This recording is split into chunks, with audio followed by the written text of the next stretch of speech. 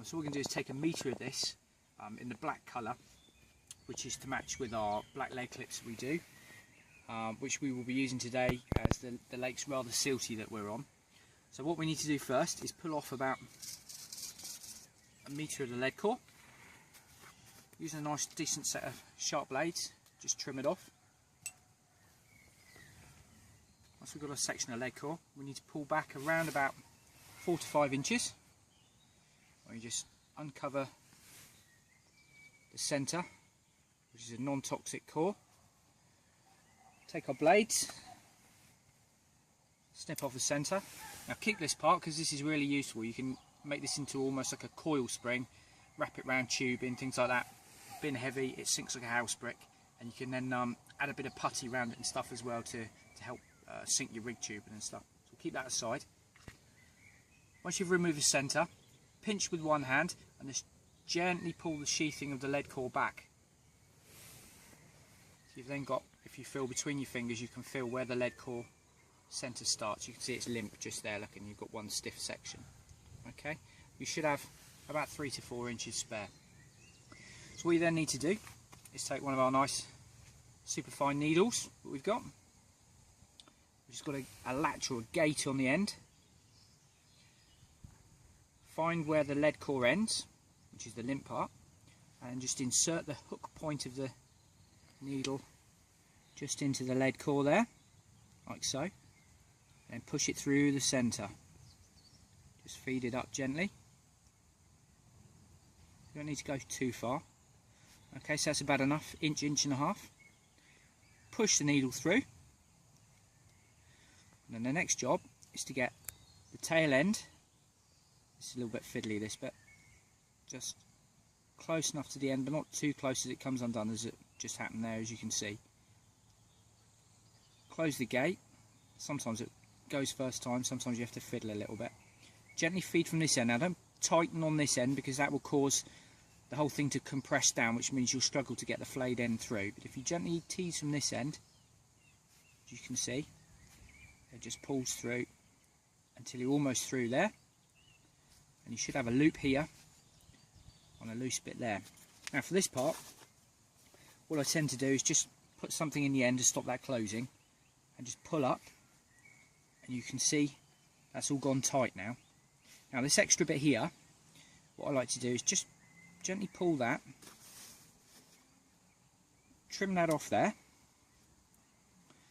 and then if you see, you've got 2 ends on the lead core here. You've got one which is the main part, and then you've got one which just goes inside. Now the piece that goes inside, if you just tweak that a little bit, like so, you'll see this part of the lead core will go back inside itself.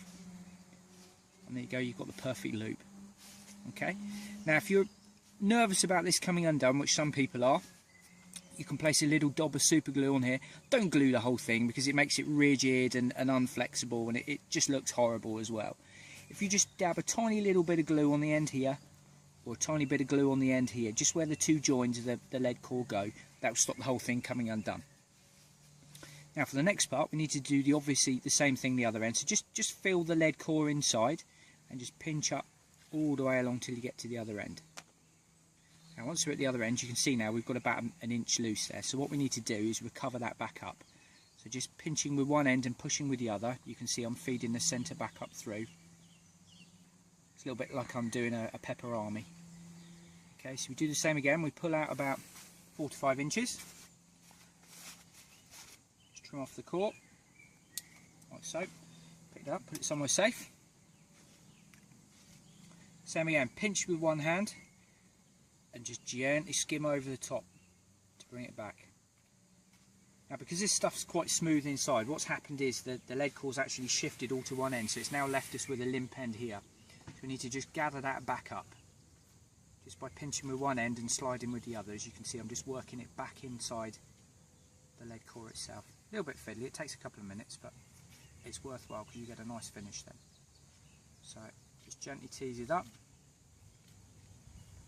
until it stops at the other end where the splice section is. Okay, there we go. So we've now got the lead core meeting the looped spliced end there. So we go back to the other end.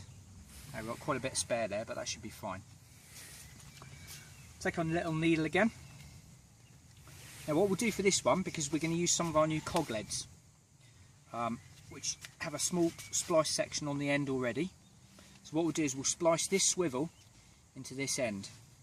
So what we need to do is find the lead core again. So let it go limp. You can see there's the end. Pinch between your finger and your thumb.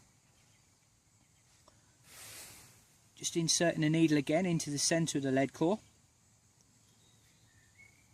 And then just gently thread it up. If it comes back through, just push out and then let the gate close again like so you can then rework it. Keep threading. Remember, not too far.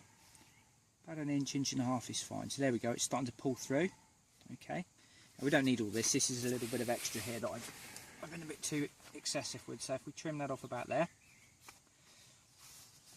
Now, what we need to do now, on the cog link, we've got a size 8 swivel this end. And we've got a size 8 half swivel on this end with a small link on. Okay. So we had to stop there for a few seconds because Joel had a nice carp on the line, a nice 11-pound common, which was on the monkey nut with the rig we're using at the minute. So it's a good excuse to show you really how this works, because it is actually working really well. Right, so we got to a point where the needle had gone halfway through. So what we're going to do now is splice on the size 8 swivel. Okay, so we put that down the line. And as before, we hook the gate of the, whoops, it's a bit fiddly because you've got a little bit of weight on the line now, obviously because of the swivel being on there. Okay, so we clip that back in, close the gate, and just gently slide up the lead core, like so. Now this time what we're going to do, we want this loop to go all the way down tight onto the swivel. So we'll pull that like so until it goes tight. Right, now to finish off this side, if we pull it tight, you can see that's just pulled that last piece of lead core inside. What we want to do, rather than just cutting it shy, if we just pull this end away from it and just slide up, you can see how it shrinks it a little bit. So what we'll now do is just trim off the excess, taking both ends, the swivel and the main lead core, just pull, and that will then reduce the length of it and pull it inside the lead core so you've got your finished splice. Now because this is the end that's going to be down on the lead, we want any extra lead core from inside to be slid down this end so it's near the rig end. So just negate the middle of it down as far as we can until it hits the splice, which you can see it's there now. Okay, so there we have it, spliced on. Now to finish this rig off, what we need to do is to have a lead clip. So we take our lead clip, use a slightly bigger needle,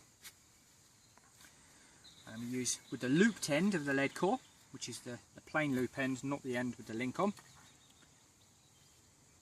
Close the gate, and then we just slide the lead clip down over the lead core,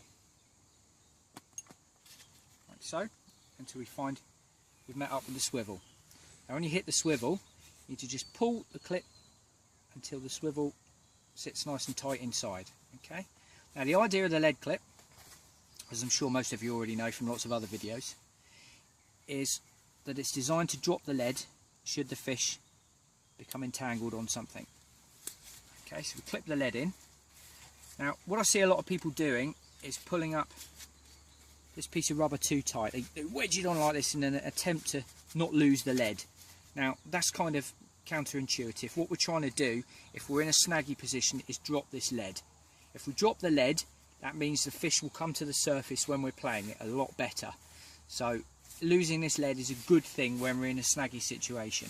Now to make sure that happens, what I like to do is just drop a bit of saliva inside the tube and just ease it on like so it comes off fairly easily. Alright, and a good way to check it is just to make sure it'll just pull off nice and easy like that without too much grief. Okay, now to use the centre balance weights, slide the tubing on. This section is where you add your hook length. You clip it onto here, and this little half swivel just slots inside the central part of the weight. Now what that means is when the hook length picks up, It's picking up the whole central weight of the lead rather than having to move that far before it connects with any real weight, which is a good 3 to 4 inches. Okay, but if you've got the small half swivel inside, as soon as that fish picks it up, it's on the whole 2 ounces of the weight. So there we have it. That's our cog link finished.